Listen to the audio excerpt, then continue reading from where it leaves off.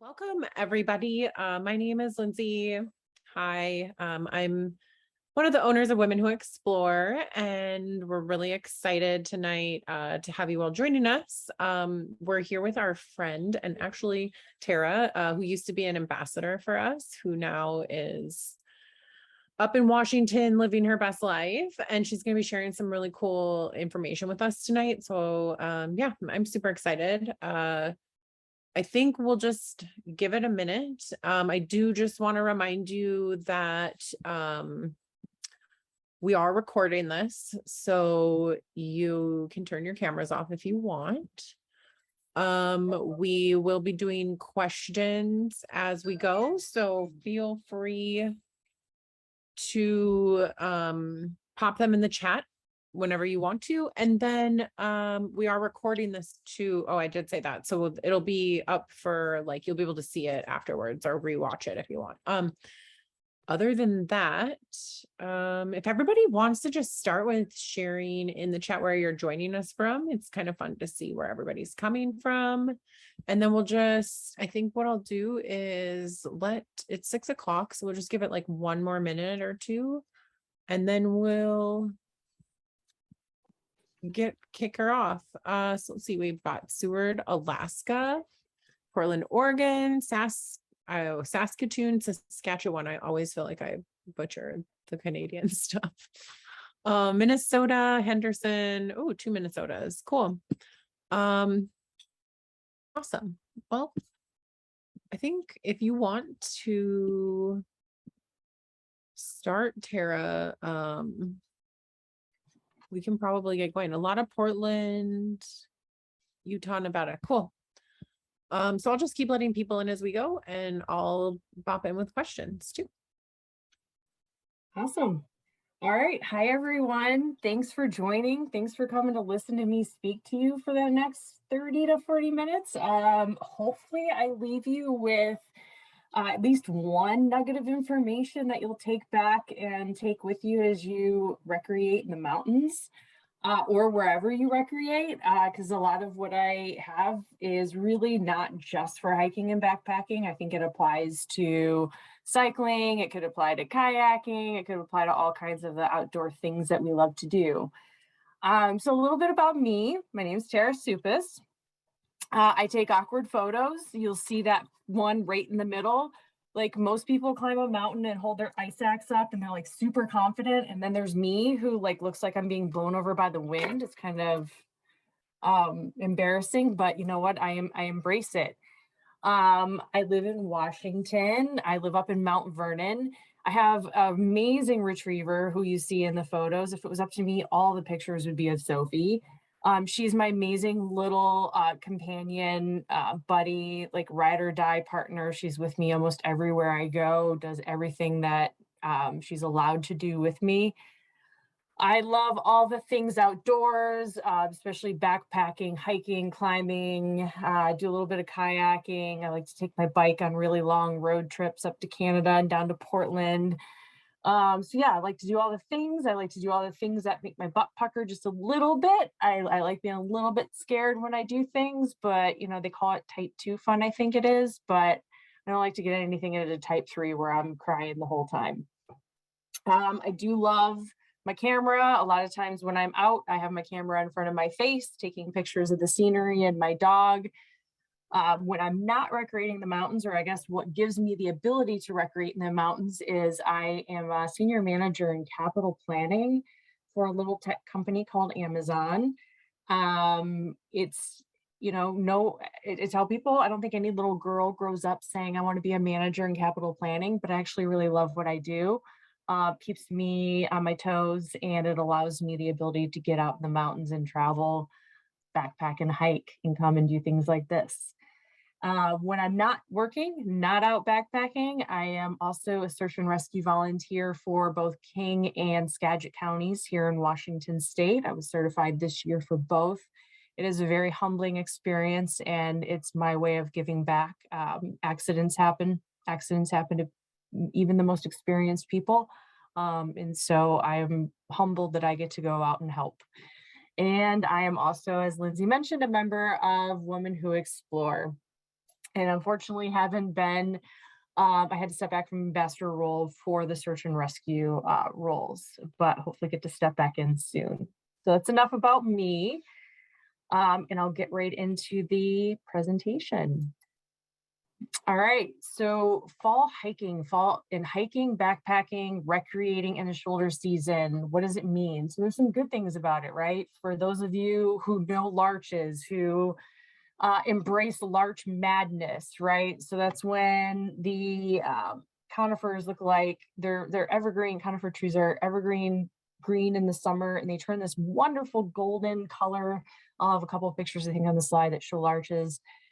And it only happens for about 2 weeks in the fall, right before the needles drop and the trees go bare. And so everybody goes crazy to find larches. There's cooler temps. It's just much more pleasant to be outdoors. Kind of much like this picture shows, you get these really like epic, awesome photographs because you get the snowshoots, you get the avalanche lilies, you get the blue skies. So, hiking in the fall season is actually one of my favorite times to hike, but it also lends itself to very unpredictable weather, waking up to snow, hiking out to a lake in beautiful weather, and then hiking back in near fog and snow. There's just a lot of variables to consider that you want to take into consideration before you go out on your hike or backpack or bike ride or whatever it is that you're going to do. Um, so we'll talk about those variables and how to mitigate those. All right. So weather. One of the most important things that and one of the things I notice when I talk to people is checking the weather for where you're going and not where you're at. So for instance, here in Mount Vernon, where I live, if I go an hour and a half into the Cascade range, it's at least 10 degrees different, sometimes 15, sometimes 20, depending on where I'm going. It could be sunny here and it could be snowing in the Cascades in part of the region, much like that anywhere in the Sierras, Rockies, right? And so it is super critical to check the weather for where you're going. And there's apps such as the National Weather Service Mountain Forecast. Some of the good ones that I use are DOT apps. So pretty much to go into the mountains in Washington, you have to go over one of the major passes. All of our DOT apps have weather for the major passes. Even I did a road trip through Colorado a couple winters ago, and I was going over some passes. So I downloaded the Colorado DOT app, and sure enough, all the passes had weather. It had cameras. You could see where there was snow. And it was really helpful to understand, okay, should I drive over that pass? Am I okay to get to that resort? Should I hold back? Do I need chains for my car because of what I'm seeing on the cameras? So really use those DOT apps and use any other apps like NOAA, again, the mountain forecast, use all of that to inform you of whether you should go or not and what that weather is going to look like, because obviously that's going to inform what you're going to pack to take with you. I like to look at multiple apps. I like to cross-reference everything and anything that's available to me, because some apps go off of algorithms and they're not updated by actual humans. Whereas NOAA, which is the one I listed as number one on this page, is actually updated. So they have an algorithm that is used to forecast weather, but it's actually updated and checked by humans. So I use NOAA more than I use anything else. That's me personally. But I will also use the mountain forecast. I will also look at DOT apps. I will look at probably, I think on my phone at any given time, I have 5 or 6 different weather apps that I look at. So it just informs me. I'm a little weird about that because I don't want to be caught off guard. If I can help it in any way, shape, or form, I don't want to be caught off guard. And to give you an example, so the picture in this slide is from the Olympic Peninsula. I did a trek called the High Divide. And when I started at the hike, I was at an elevation of a couple hundred feet, and it was fine. The weather was beautiful. It was sunny. It was actually even sunny in that picture, but there was no snow. And once I got up to about 5,000 feet, which is where I was camping for the night, the next morning I woke up and there was snow. It had gotten down into 19 degrees. Thankfully, I knew it. I had microspikes with me. I had multiple layers. So I was prepared, and I knew when I woke up, the likelihood of snow was going to be there. So it didn't surprise me. But had I woken up and not had maybe the right layers or not had microspikes, hiking along that ridge might have probably scared me a little bit more, or might have I might have turned around and not finished the hike and not hit the high divide. But I got to hit the high divide. I felt super comfortable hiking, and I knew it was going to be there, which is the key. And again, checking the multiple apps. Is there rain? Is there snow? Is there freezing temps? Because again, it's gonna really inform you of what you're gonna take with you. So weather would be the key thing to start first. And then layering. What do you take? I would say I listed a lot of things. I'm going to list a lot of things throughout this presentation. The key thing here is really, once you have all the variables considered, take what you need for you, right? I run very cold and I know that. So I will take a lot more than most people. If I'm hiking and it gets down to 19 degrees, I typically have 2 jackets with me just in case. But really, that all depends on you and how you run hot cold. I would say always avoid cotton. I see people hiking in cotton and it may be very comfortable, but cotton does not wick. It does not wick sweat. It does not dry easily. So in my personal opinion is I avoid cotton every time I just avoid it. I would say, in the summer, I'm not going to take a base layer with me. And when I talk base layers, I'm thinking kind of like long johns, right? I don't take them in the summer, but if once fall hits, I'll take a base layer with me. I typically never wear it while I'm hiking because I'm warm, I'm comfortable while I'm hiking. But typically, if you're going to backpack, you take a base layer to sleep in. So you're going to have it anyway. But even on a day hike, if I'm doing an 8-9 mile day hike, I'll typically take a base layer shirt at minimum, if not the pant, if not my base layer long johns as well, because they're super light. They don't take up a lot of room, and you just never know. You never know if you're going to get cold. You never, you could check the weather, but a front may come in. So if it's going to get down into the low 20s, to me, I always take that. I always have a mid layer with me, and I put on the slide an Patagonia R1. That's just my go-to. I love my Patagonia R1. It has like a fleece-like inside. I put that over. I always hike with a long sleeve sun shirt. Even in the winter, I hike with a long sleeve sun shirt because the sun here, even in the winter, when it does come out, which is rare, I still don't want to get sunburnt. But I always have my mid-layer Patagonia with me. And then when it comes to puffy, you've got some considerations.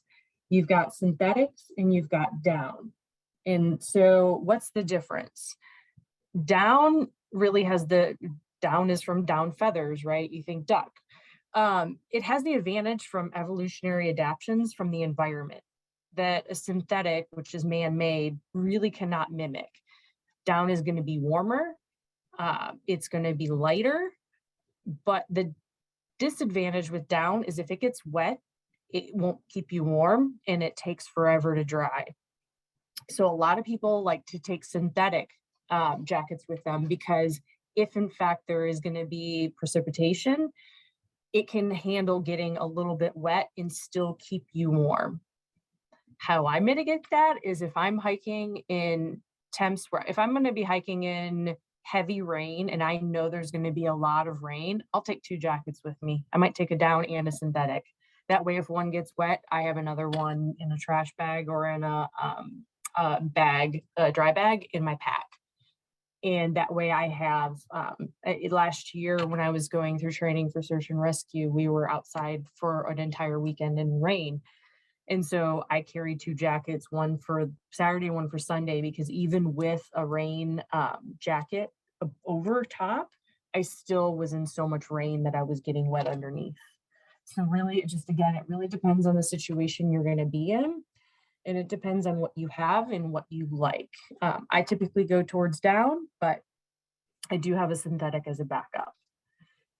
Some puffy jackets as well do have a light coating. You'll see I've got a couple jackets that have a light coating of Gore-Tex or a light rain barrier, but those barriers are typically only to handle really light rain. Here in the PNW, we could get all day consistent rain. It's not heavy, but it's consistent all throughout the day. And those light coatings on those jackets aren't enough usually to keep you dry. So I never leave home without my rain shell, even in summer. And the reason why is even in summer, it was probably about 2 months ago, I got a overnight stay at a lake that I didn't intend on. And I used my rain jacket as a barrier for mosquitoes. I used it for a pillow at some point. It's great for wind. But I always carry my rain jacket. And I would recommend in the shoulder season, you never hike without it. Because again, if it snows, if it rains, getting wet is you don't want to, right? Even if you have multiple layers, you're getting wet, it's going to take you a long time to dry. And if you don't have a means to get dry, then if you're 6-7 miles out, you really want to ensure that you have a rain jacket, and depending on where you live, rain pants. Again, here in the PNW, hiking in the shoulder season, I'm always carrying my rain pants and my rain shell, which goes over my puffies. A couple other things I never leave without, my waterproof gloves, and I have them. So I wrote on there Showa. So these, they're Showa Thames.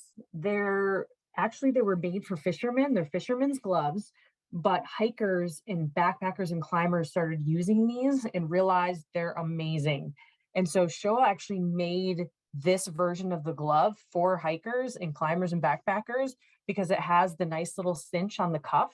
So when you put them on, you can cinch the cuff over your rain shell, and that way rain doesn't get in. These things are amazing, and they're like $20. You can go to REI, you can go to all these places and buy these super expensive rain gloves. These things have taken me through weekends and weekends of rain, and they're absolutely amazing. And they've got a liner, like a fleece liner on the inside.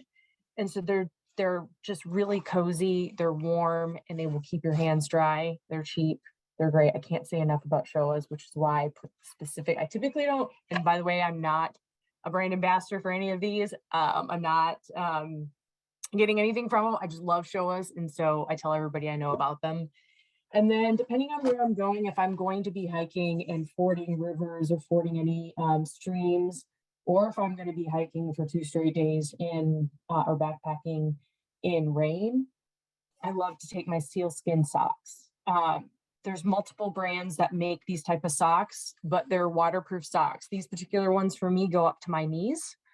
So I know I'm pretty covered when I walk through water. Again, hiking in the shoulder season, you could find yourself walking through mud puddles all day, snow, rain, that inclement weather. And in doing so, your boots are going to inevitably get wet. I have some really nice, like really good waterproof boots, but when you're 8 or 9 hours in rain, there's nothing that's going to hold up to that amount of time in water. So I like to have my waterproof socks to ensure that my feet stay dry throughout the entire hike. You'll notice a theme through all of this. It's how to stay dry. That is the entire key to layering for shoulder, layering and hiking in the shoulder season. So we'll stop there. Lindsay, is there anything? Nope, not yet. Just a couple people agreeing with you about using down and synthetic and what their preferences are. But somebody asked, don't your feet get sweaty in the waterproof socks? They have not. Maybe, but again, I run super cold. Somebody once told me recently that my limbs are dead. I actually think that's probably legit. I mean, literally my hands are freezing almost all the time. So no, my feet thankfully have not. I will say I did make the mistake once of putting socks on and then putting the waterproof socks on over top. Big mistake. 2 layers of socks under shoes. I ended up getting a blister. It was too much. It was just way too much. There was socks rubbing on socks. My boots were tight. It completely changed the fit. So I learned my lesson, at least for me.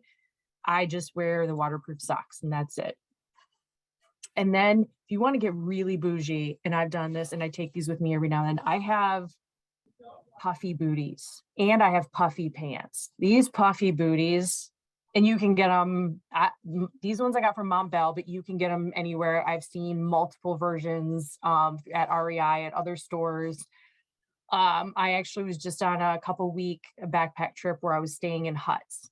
And at night, this was such a luxury to be able to put on puffy booties.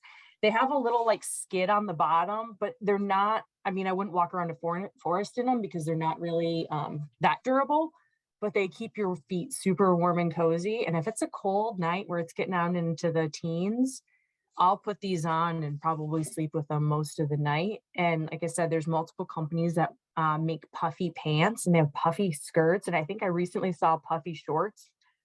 Mm. Um, I don't know. Puffy shorts wouldn't help me because I'm always cold. I need the full length, but these are a game changer. They're super light. They pack up like super compact. I mean, I can put them down to like in my fist. I love them.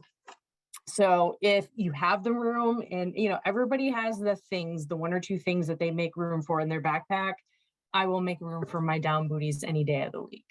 I love that. I am a bougie pillow person. I will always pack a bougie pillow.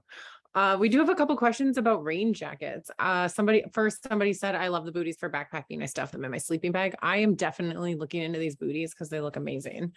We have two questions about jackets. So one is, which rain jacket do you recommend? And then the second one goes, do you have thoughts on jackets that are longer, like an almost a knee, mid-thigh versus like a waist length jacket? Yeah, great questions. So one of my friends actually, she hikes in a rain skirt and she loves it. She absolutely loves her rain skirt. She just puts it on. It's literally, it goes down to her boots. And so it's a long skirt and she puts it on like it's so if it starts raining, it's super easy for her to just grab out of her pack, put right on over on her waist because it's got like the, flexible waist. And that's what she hikes in. And then rain jacket. For me, I like pants. I like rain pants. And so I have rain pants that zip on the sides all the way up to my hip. So they're really easy to get on and really quick to get on over my boots and then zip down.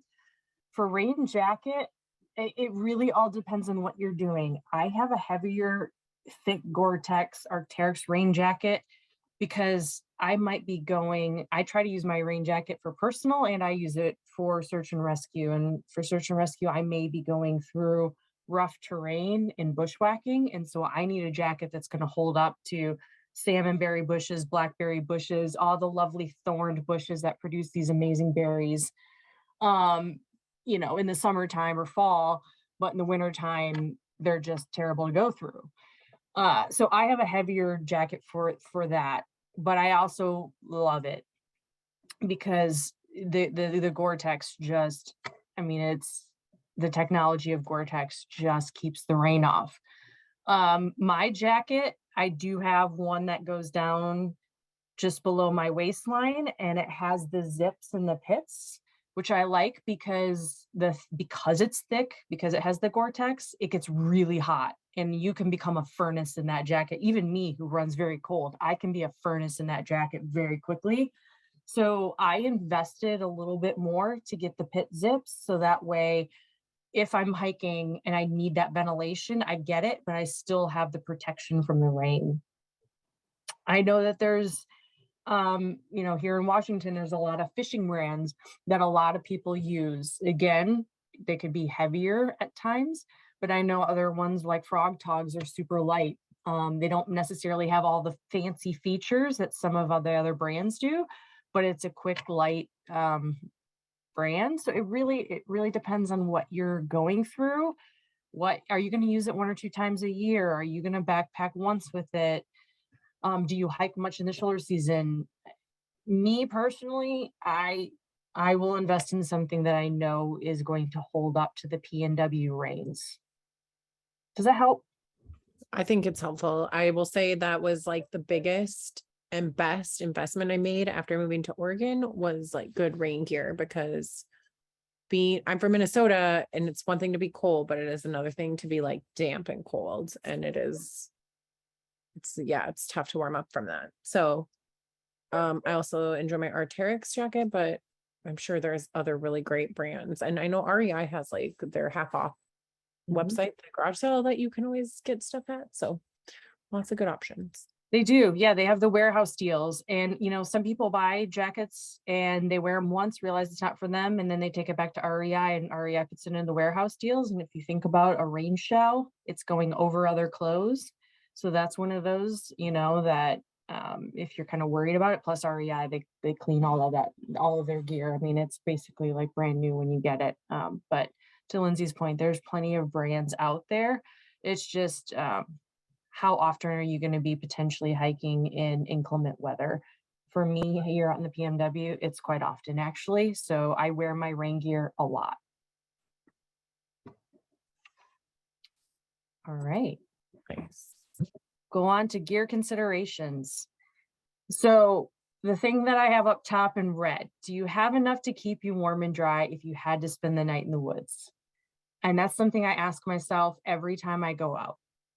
After I looked at the weather, all the apps, done all the things, done all the research, and I have as good of an idea as I can what the nighttime is going to look like. And if it's going to be down to 18 degrees, or if it's going to be 30 degrees, how comfortable will I be? And to say that, I mean, you're not packing to be comfortable, but do you have enough if you had to spend the night outdoors? Do you have enough to get you through the night? You may not be comfortable, but do you have what you need? I say that coming from, a background where most people don't intend when you're going out a day hike, you don't intend to spend the night, but it could happen. So I think there's some things that you could add to your list if you're hiking in shoulder season, just in case something were to happen. Obviously, always take the 10 essentials. There's a lot of things online that will go into what the 10 essentials are, but at a high level, it's navigation. So do you have a map and compass, or GPS, or all three? Or yes, all three. Headlamp, sun protection, first aid kits, a knife, fire, shelter, extra food, water, and clothes. So key is always make sure you have your 10 essentials. I don't care if you're going a half a mile up a trail. It's key to have those things. Beyond that, you want satellite communication. I always take my inReach. I don't go anywhere without my inReach, because you can't depend on your cell phone. You can't depend on cell phone reception. To me, the inReach is that's part of the 10 essentials. That's an 11th essential, I guess. But I don't leave anywhere without my inReach. And if I'm traveling with a group of individuals, I prefer each one of us has our own inReach, because we may hike at different paces. We may get separated at some points in time, and we should all have our own way to communicate if in fact we needed to and somebody else wasn't there. So microspikes and gaiters. So again, I'll go back and say, I wouldn't take all of the things on this list, but these are things that you can take depending on what the environment is that you're going to be in the shoulder season. Here in Washington, it's already started to snow up in the mountains. So microspikes are already in my bag. So if I'm going to go anywhere, they're already with me, and they'll be with me probably until June of next year, because we'll likely have snow in the mountains until that time. And then gaiters as well. I usually will take both, because if I'm going to need my microspikes, that means I'm going to be in snow. That means I probably want my gaiters, and your gaiters will just protect your shins. It will protect the bottom of your pants from getting wet, especially if you end up trudging in snow. It helps to prevent snow getting into your shoes. I think gaiters are a wonderful thing to have, and it might even help keep you a little bit extra warm and a little bit extra dry. And when I've forded rivers, I've put my gaiters on, and it's helped to protect from water getting into my boots as well. Dromedary bag versus a bladder or hose. And so I did a hike in Colorado. That was that trip I took 2 years ago. I was on it was about a 5-mile round trip hike in December, end of December, early January. And literally within a mile, the hose on my bladder froze. If it's at freezing temperatures, your hose will freeze, the water in your hose will freeze, and the bladder in your pack might actually freeze as well. So one of the things that I like to take with me is called a drum bag. And so this is mine. It's a 4-liter drum bag. It has a couple different spouts that make it easier to drink from. This is a 4-liter. I think there's 2-liter bags, and then they go up to 10 liters. I like this because it also, especially when I'm backpacking, doubles as a water pillow. So when I fill up this drum bag at night with a filter, I actually will wrap a shirt or a puffy around it, and I put it and I use it as a pillow. It's kind of like, if you had, I grew up with a water bed, which dates me and tells how old I probably am. But it kind of reminds me of like a waterbed pillow, and it's really nice, and it doesn't freeze. That's the key aspect to this. The water will not freeze in this bag. They're made for that reason. You still can take your bladder, you can take your hose, but if you're going to go hiking in weather where it's going to potentially freeze, insulate the hose. I've seen people buy their own foam and put foam around it and duct tape them. They actually have insulation that you can buy, like places like REI have insulated, I guess, pipes that you can put the hose in to make sure that it doesn't freeze. But I would just say that look at the weather. If it's going to be near freezing, think about what you're taking your water in and make sure it's either in a bottle, in a drum bag, and something that won't freeze, or if it is something that will freeze, make sure to insulate it. The last thing you want to do is not have access to water, especially in winter. One of the things, people drink less water when they're hiking in shoulder season. It's cooler temps. You're not getting hot. You're not thinking about it. And you have actually more of a chance of getting dehydrated. So the last thing you want is your water to be frozen on you. Backup batteries. Batteries drain faster in cold weather. So, with shoulder season, right, we don't have sun as much for as long in the day. So the likelihood of using your headlamp goes up, and therefore the batteries in your headlamp in the cold, they're not going to last as long. Same thing with the battery in your cell phone. So I always take backup batteries for my headlamp to ensure that I am never without a source of light if in fact I'm still on the trail at dark. I'll throw hand and body warmers into my kit. So I have a little kit of essentials that has all my 10 essentials, and I'll throw hand and body warmers in there. And it was a game changer for me last year when I was camping in January here in Washington. Got pretty cold out, and I actually put one of the hand warmers in my sports bra right in my sternum. And maybe it's just me, but I felt like it kept me just that much warmer having one of those little hand warmers right there. And obviously great for sticking into your boots and your gloves. They're super light. So typically if it's shoulder season till now through winter until June, I always keep them. Actually, I keep hand warmers in my pack all year round. If I'm going on a day hike, even if it's going to be like 6 miles, I'll take my stove and a tiny little canister to heat water in. Or if it's even like a 3 or 4 mile hike, I'll take a thermos with me with hot water, and I'll take one of those little chai tea latte packets or hot cocoa.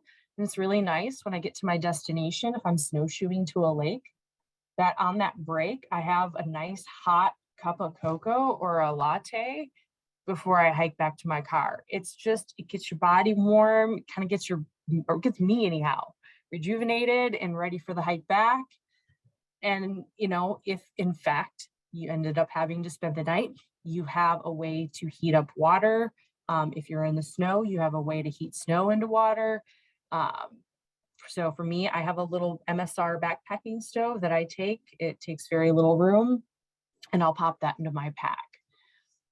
Another trick, most of our packs these days have a rainproof liner. If it doesn't, I will line my pack with a garbage bag. Garbage bag is waterproof. That way your entire pack is lined. If in fact you fell, or your pack fell into a puddle, or you were hiking in just was torrential downpour, having that garbage bag lining your pack is going to protect those contents, because not only do you not want to get yourself wet, you don't want to get those things in your pack wet. I made that mistake once snowshoeing, and it started snowing, and it snowed enough to where my pack got wet and my first aid kit was completely soaked, which now I also keep my first aid kit in a dry bag. A lot of the first aid kits that you get don't come in an actual waterproof container or waterproof pack or pouch. So now I've flipped my first aid kit into a dry bag. So that way, no matter what happens, my first aid supplies are not going to get wet.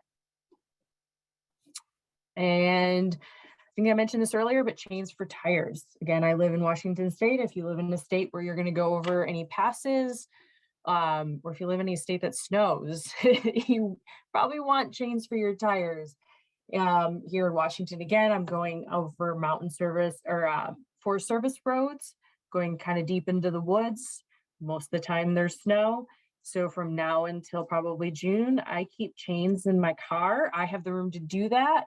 I wouldn't say you have to do that, but if you know you're going to be going and driving in snow, you might want to just throw them in your car if you have them.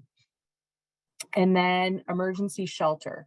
So one of the 10 essentials is shelter. So I know a lot of people carry the little shelter that you can wrap around yourself, the little foil shelter. Those are absolutely perfect. I actually carry a little lightweight tarp. It's a little 8x10 tarp that I carry in my pack if I'm going to be hiking in inclement weather, just in case I needed to set something up to protect me from the elements. If I couldn't get back to my car, if I needed to spend the night, I actually sometimes will take the tarp out and put a sleeping bag in. That's good sometimes where if I'm going to be out for a long day hike and I'm going to take a rest, having that blanket or that sleeping bag to put over you to keep warm while you're stationary is very helpful, because once you stop, you start to lose your warmth and lose your body heat. At least I do. So I like to have extra layers for when I'm stopped. But I usually always in the shoulder season will keep either a tarp or a blanket in my pack, just in case. And then if you're hiking with a pup, like I typically always am, Musher's Secret's a big one. Musher's Secret, it's non-toxic for dogs. It goes on for my dog, she's a golden retriever. So if she hikes in snow, she gets snowballs all over her feet and belly. The Musher's Secret rubs on and it stops the snow from piling into their fur. So I always carry a little container of Musher's Secret if I'm going to go and bring her with me in shoulder season. I typically will bring booties as well, because if the elements are slippery, if we're climbing up rocks, the rocks are going to be slippery, and sometimes the booties actually have more grip on them. I think if you caught the beginning of the slideshow, and I'll actually go back so I can show it to you. Oh, I carry a sleeping bag. So on this particular trip for Sophie, it was getting down into the low 20s. And while she's a retriever, she still gets cold. And again, I'm not affiliated with these companies, but Roughwear makes a sleeping bag. This is the one that you see in the picture. Roughwear makes sleeping bags for dogs. So I carry a sleeping bag for her. You don't have to carry one specific for dogs. A blanket will be fine. But if you're traveling and it's getting to the teens, I'd recommend carrying something for your dog unless they've got those really thick coats and they don't need it. I also actually carry Climate makes, it's called the Moondog bed. It's a pad. So as us humans carry pads with us, I carry a pad for my dog. So actually in this picture, there's a pad underneath the sleeping bag. So she's very well, she's got a lot of warmth, because dogs sleeping on the ground in your tent in shoulder season, that cool air is coming up through your tent. And your dog's sleeping on that cold ground, they're going to get cold. And so and that's a consideration. Sometimes I don't take Sophie because taking all of her gear and taking all of my gear means that's a lot of extra weight for me to carry on my own. So if her and I are going camping and backpacking in the shoulder season, I typically won't go solo, because with all of us in our gear, it's just an extra added element that I don't want to have to tend with if I'm by myself and carrying all of that gear. She does have a pack. She does carry some of her own. She carries her food and she carries some other things, but It's a little too much for her to carry. And I would say finally, I typically, I'll go back, sorry, I carry Fido Pro as well for Sophie. So this is essentially a backpack that I can put Sophie in and put her on my pack. So if I absolutely had to get her out of the trail and get her in an emergency situation, I could waymark where my pack was in the woods, and I could put Sophie on my back and get her out, because she's 45 pounds and there's really no way I could carry her in my arms for miles upon miles if in fact the situation got that serious and I had to do that. So I typically think about, I don't only think about myself, but I think about something happened to my dog. How am I going to get her out? And how am I going to do that quickly? And do I have enough to keep her comfortable as well as myself comfortable if we were to stay the night? And then of course, extra treats, right?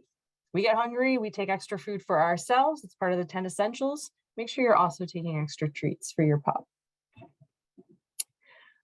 So I'll pause there. That was a lot of information on gear. It was really good information. My favorite is lining the backpack with the waterproof, the garbage bag. Good. Didn't think about that. It's a really good one. I also carry a tarp. So now that I'm in Arizona for a while, like carrying a tarp because of the sun, like the shade. There's no shade down here. It's a good idea. Yeah. So just another thought I had, but and I've never heard of those what is it? A dromedary bag? Dromedary bag. Yeah, Dromedary. it's called a drom bag for sure, but dromedary bag. MSR makes quite a few. I think there's some other brands that make them. I think MSR is one of the key brands that makes drom bags. But yes, water doesn't freeze in these bags. They're pretty amazing to have, especially in the winter time. Yeah, it's awesome. So yeah, and another plug for the garbage bag is if you've been hiking all day and you're going to be backpacking in shoulder season, your shoes are wet. Your boots are going to be wet. If you leave your boots out and it freezes outside overnight, you're going to wake up to frozen boots. No one wants to wake up to frozen boots. I've actually seen this happen. And you can't wear them. You literally can't put frozen boots on.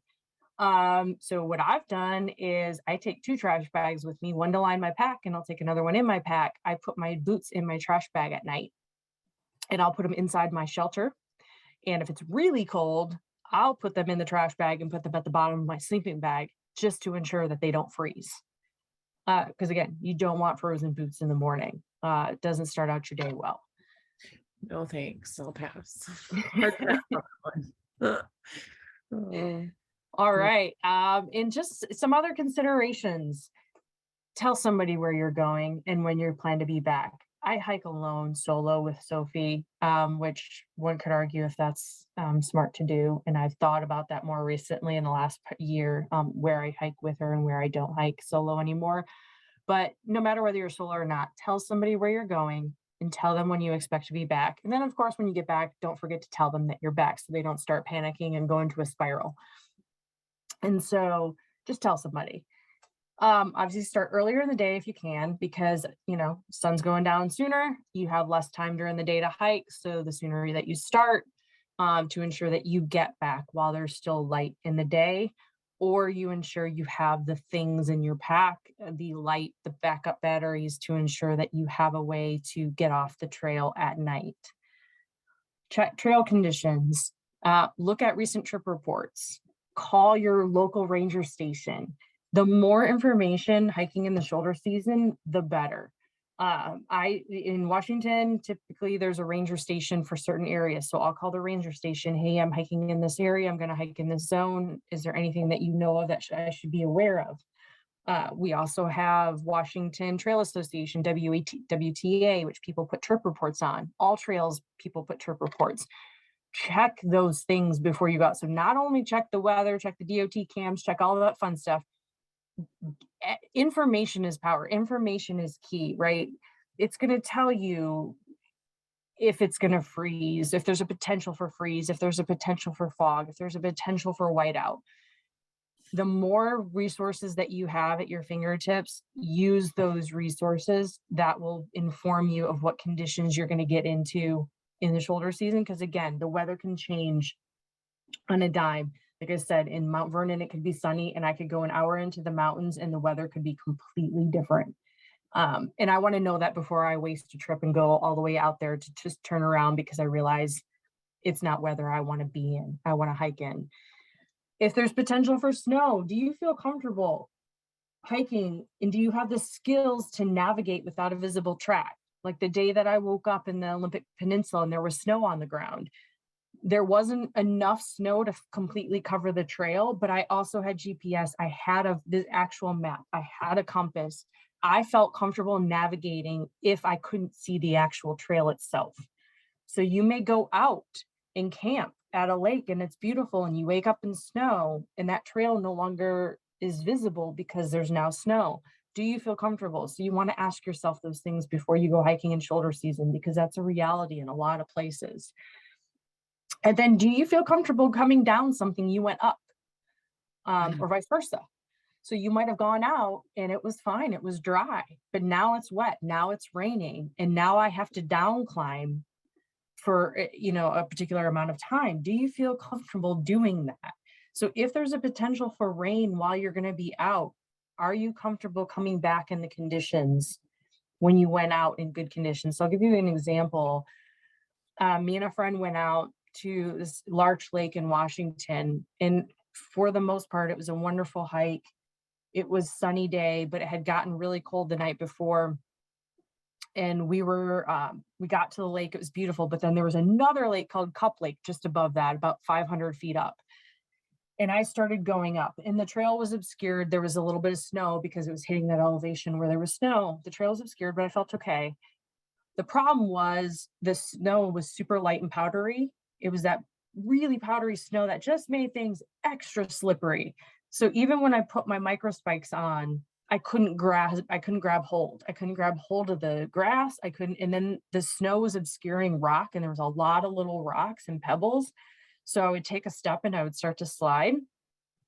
And I thought to myself, I really want to get to that lake because there's larches, and the picture was going to be amazing. I just knew it, larches, a lake, snow, all the things in the picture. And as I'm going up, like I said, I'm thinking to myself, I'm starting to slip. I'm not getting traction on my micro spikes. And I was about 100 feet away. I had gotten about 400 feet up, and I thought, and my friend, actually, she had already turned back. She didn't have micro spikes. She didn't feel comfortable. And I thought, do I really want to risk this extra 100 feet for the picture to see this lake? Do I feel comfortable that I'm not going to go down and fall? And then what becomes this 100 feet becomes a 300 feet fall, and I don't have a helmet with me. I didn't bring it because I didn't expect to be hiking in snow. And I thought, you know what? This is just stupid. So I turned around. The lake's going to be there next year. The larches will be there next year. All of it will be there next year. But do I really feel comfortable climbing this last 100 feet, knowing the conditions and knowing I'm already slipping? Nope, I don't. So I turned around. And that's okay. So just think about what your comfortability is if the weather changes and if the conditions change when you're halfway out or a quarter way about. Will you be able to get back? And know how to use the gear you brought. That's super key as well, right? Like if you bring a stove, if you bring a compass, do you know how to use it? Because if you don't, it's not going to help you in the moment that you need it. So ensure that you know how to use the gear that you brought. If you're hiking with friends, do a gear check. I don't particularly like, again, I think if I'm hiking with a group of people, we should all have our own inReach. We should have some of our own first aid kit, right? If we get separated, my first aid kit does nothing for them if they're not with me. There's certain things I'm comfortable sharing, like a stove. Hey, does one of us have a stove? Does one of us have fuel? So certain things, I like it for our group to have different things, and it makes it lighter, but there's certain things I think everybody in the group should have. So do a gear check and make sure you all have what you need before you're setting out. And then most importantly, agree on the conditions that you wouldn't feel comfortable hiking in and at what point you're going to turn around. So if you know you're going out with a group and you know it's about to rain, and that rain might turn freezing or it's going to be fog conditions. If you say, hey, I'm not comfortable in this, I'm not comfortable if it gets to this temp, I'm not comfortable if it starts snowing, then if it starts snowing, you all turn around. That's where a lot of people get in trouble is they set that boundary and then they don't adhere to that boundary once they get out in the outdoors. And then things go sideways. So set the boundary, agree on it, and stick to it. And if your intuition says no, don't do it. I always listen to my intuition, and the few times I haven't, I've regretted it. So I think that's it. Ditto on that. Listen to your intuition for sure. That was awesome. Thanks so much, Tara. Does anybody if anybody wants to, you're welcome to unmute yourself and ask questions or drop them in the chat. If anybody has any questions, I know we talked before this evening, but I love like I said, some of those tips, just things that I never thought about. Like you always hear put your hot water bottle in your sleeping bag, but I never thought about using the hand warmer things, even though that's such a sort of feels like, but yeah, I slap things all over my body. I love them. yeah, for sure. And I think they say no contact with skin, but I think it's okay at the end of the day. But in your experience with SAR, what are some lessons learned and some silly mistakes that people got themselves into dangerous situations? Yeah, I mean, I will say I'm not here to represent SAR, so I'll try not to talk too much about specifics. I won't talk about specific situations because I can't, because I'm not here in a SAR capacity. But I will say, kind of what I went back to earlier, there was a lot on don't get wet. Mitigating getting wet, especially in the shoulder season, is pretty much what you're going to be, shoulder season, at least in the mountain regions. That's what you're going to face, whether it be rain, sleet, hail, or snow.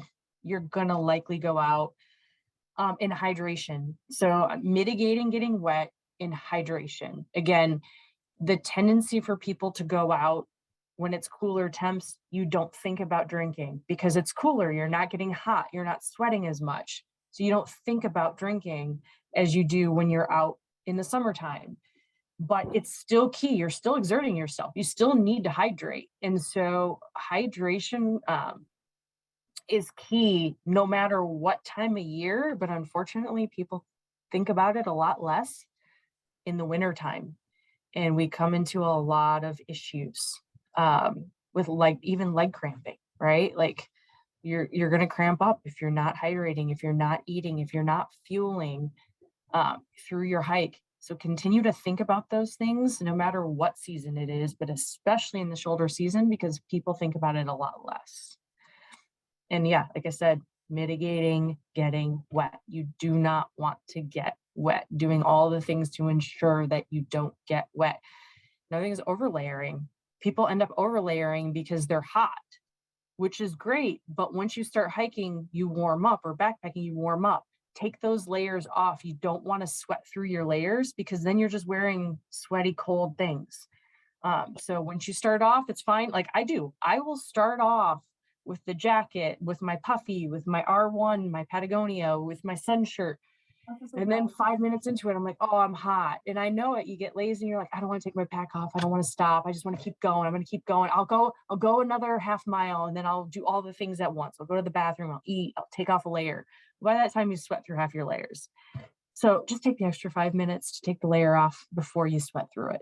And then that way, when you get cold and you stop, you have a nice dry layer to put back on.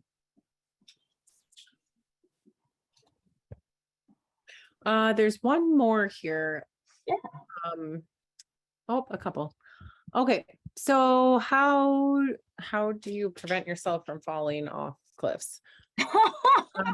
This weekend, I guess, I'm sorry, Angela. It said this weekend we lost a 33-year-old trail runner on the sorry. trail.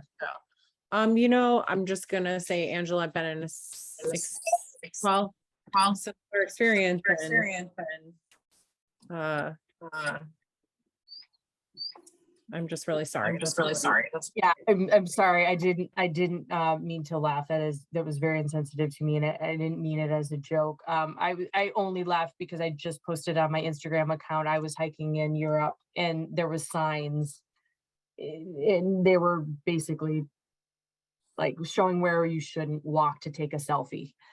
And there were these they had a funny tone to them, but it's again, if you're going to be in a steep situation, do you have micro spikes?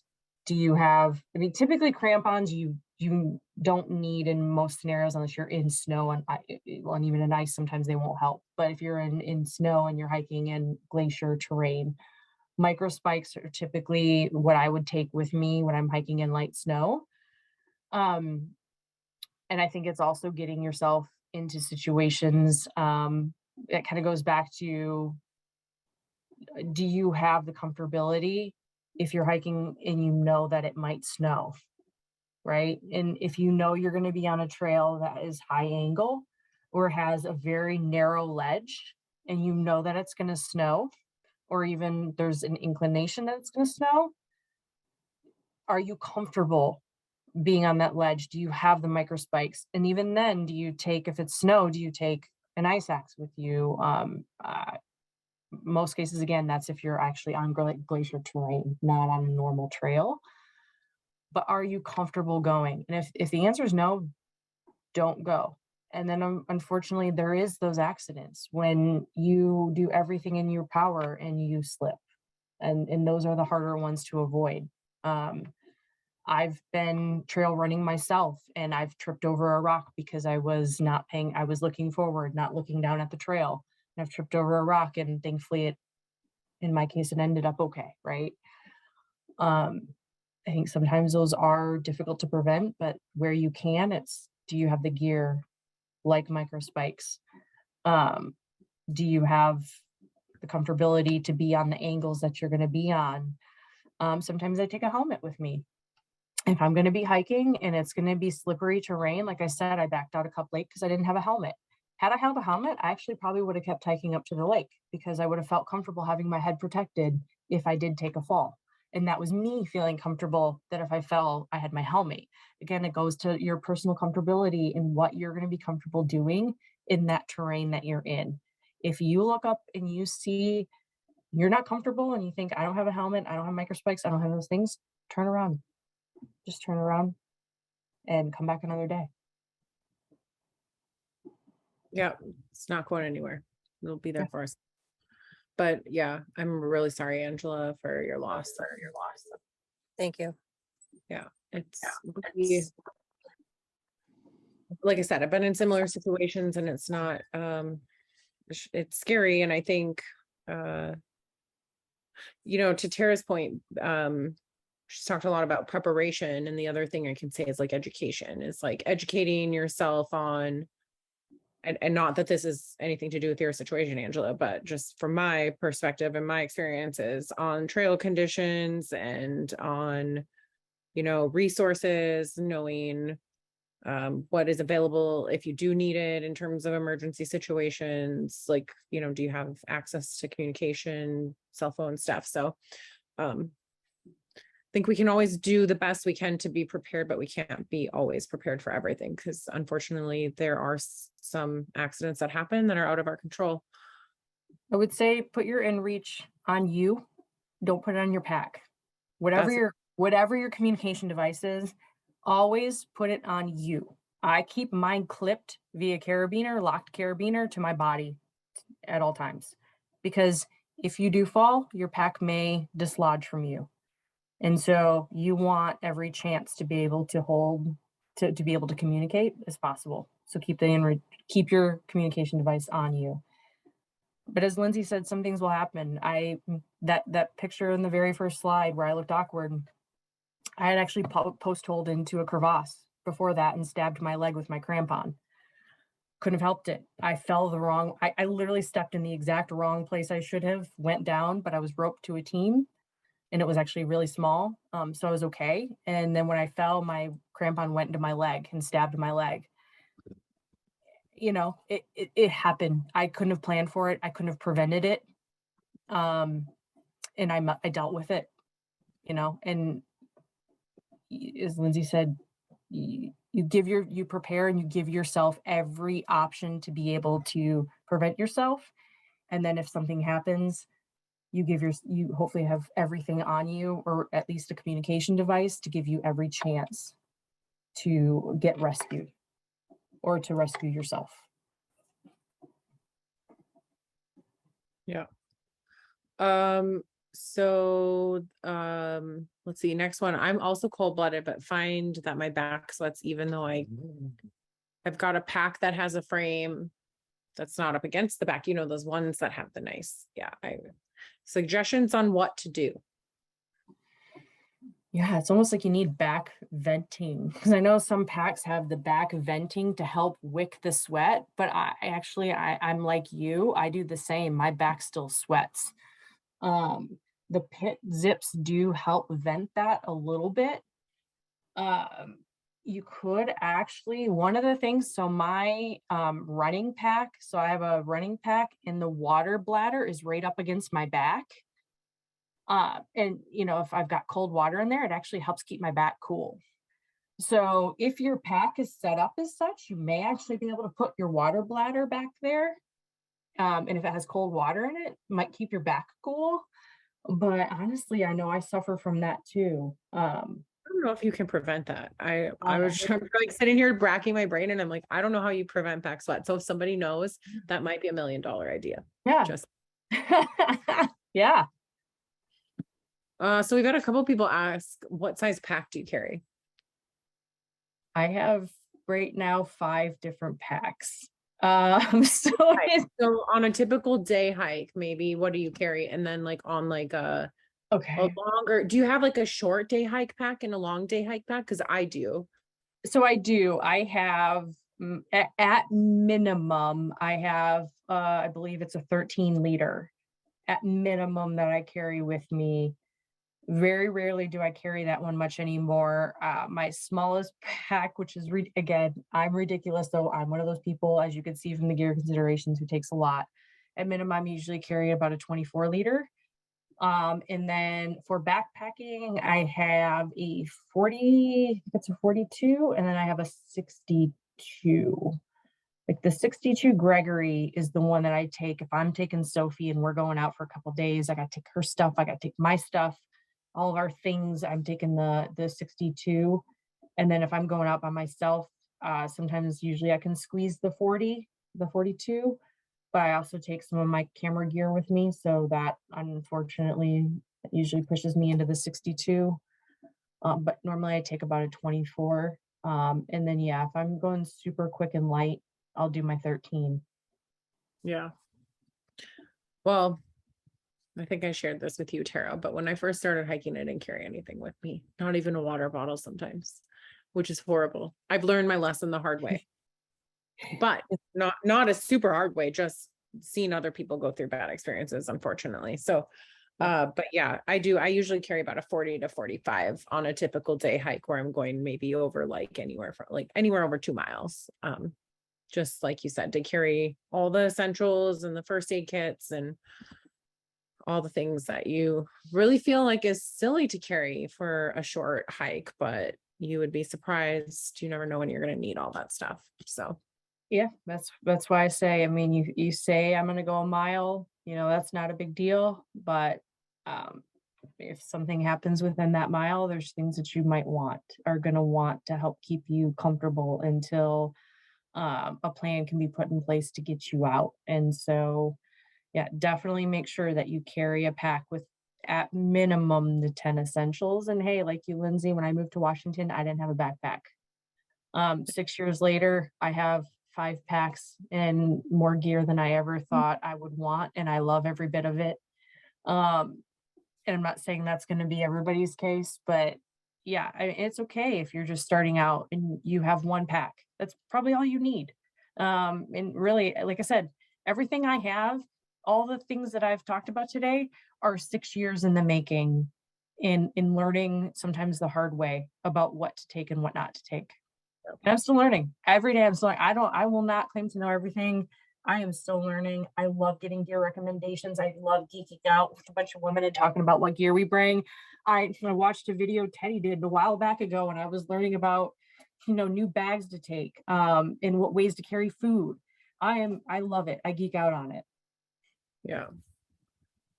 Yep. Okay. Can you recommend any wilderness outdoor courses? My boyfriend is literally an Eagle Scout from years ago and just takes all of his outdoor knowledge for granted. like to learn as much as possible to be more self-sufficient. So, hey, Karen, I've done Knowles. Knowles is great. Wilderness First Aid is like a weekend sort of course. If you're looking for something like sort of just to get the basics. I did a 9-day woofer course, they call it, or Wilderness First Responder, which is a little more intense.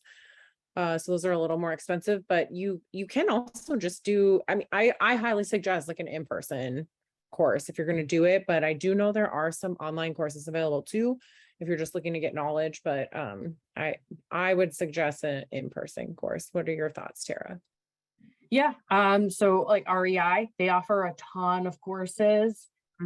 You mentioned the great medical courses. I actually came by something recently. So the first aid courses, the first aid and CPR courses that I was required to take for SAR, a lot of I think it's the American Red Cross, they do a first aid for dogs, which I thought was awesome. Like first aid out in the wilderness with dogs, which I thought was super cool.